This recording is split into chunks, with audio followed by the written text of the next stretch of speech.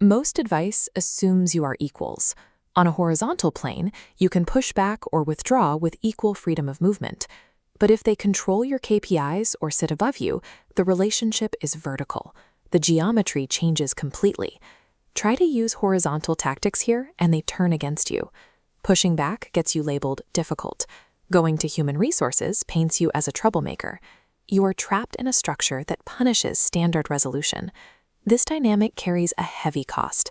It erodes your professional confidence, it damages your network and sense of agency long before it touches your paycheck. When trapped at the bottom, your brain often makes a fatal mistake. It collapses the distinction between your boss's toxic opinion of you and the objective truth about your identity. You stop thinking strategically and start merely surviving. To reclaim your agency, you have to stop that internal collapse. Think of a toxic authority figure as a damaged radio transmitter. The transmitter is broadcasting, but the signal is full of static. The volume, the tone, and the shifting expectations are just noise, distortions born from their own insecurities or pressures from their own superiors. A trained operator doesn't panic at the static. They separate the signal from the source. They listen for the actionable information while completely ignoring the broken equipment's interference. You do this by asking 3 silent questions. Is there a grain of legitimate feedback here? Does this behavior say more about their internal pressure than my work? And finally, what do I know to be objectively true about my own track record? Filtering their behavior this way prevents you from absorbing their damage. It restores your mental clarity so you can begin building a strategy to change your position. We can rebuild your leverage using a sequence of structural reinforcements. Think of these as a new foundation for your career. First, G, get clear. You must define the exact tangible outcome you need from this person, not respect, but a specific project sign-off, a budget allocation, or a client introduction. Second, R, remove the emotion. Anger is a natural response, but it is a poor strategist. You need a cold, objective calculation of the move that yields the best possible result for your goals.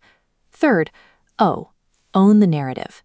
In a power imbalance, the person at the top often controls the story. Counter this by creating a consistent, visible trail of your impact, brief update emails, data points, and summaries of what you've delivered. Fourth, U, use their priorities. Identify the metrics that make your boss look good to their superiors.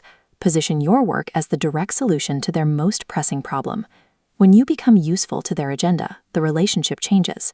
You stop being a subordinate to be managed and become an asset they need to protect. Fifth, N, navigate, don't confront. Direct confrontation in a vertical dynamic usually sacrifices your position to make a point. Navigation means choosing the right channel and the right timing to address issues without triggering an ego battle. Finally, D, document. Maintaining a paper trail of decisions and alignments is professional self-protection. It ensures that your position is built on evidence, not just their memory. This strategy doesn't require your boss to change. Documentation, visibility, and aligning with their priorities neutralize their positional advantage by building a structural fortress around your career. Project 6 months into the future. Your boss is still difficult. Their personality is the same, but the power dynamic has shifted because you are no longer easy to dismiss. This isn't manipulation. Manipulation relies on deception to get someone to act against their interests. This is strategy, delivering deep competence that is aligned with actual workplace priorities. Elite executives don't manage a difficult boss. They learn what drives the environment and they navigate it until they are indispensable. To start this, perform a power dynamic audit, a 10-minute systematic review of your current position. Define what you need in the next 90 days. Identify your boss's core KPI pressures, and name exactly which of their behaviors you will run through your mental filters. Pick just one move from the foundation we've discussed and execute it consistently for the next 7 days. Making one strategic move per week changes the geometry of your workplace. You move from a state of constant reaction to a position of deliberate leverage, and that is the only position from which you can have the final, high-stakes conversation covered in our next episode.